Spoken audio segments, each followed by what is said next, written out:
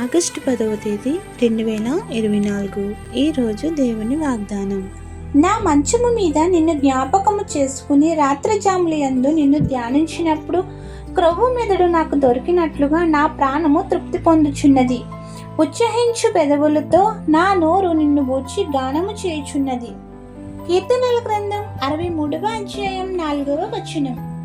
అరణ్యంలో ఉండగా దావీదు ఈ కీర్తన రాశాడు.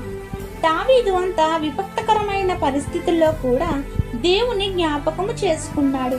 అర్ధరాత్రి మెలకువ వస్తే ప్రార్థన చేయండి, వాక్యము చదవండి, వాక్యము వినండి. మీ సమస్యకు పరిష్కారం దేవుడు ఆ అర్ధరాత్రి కాల సమయంలో దయచేయవచ్చు.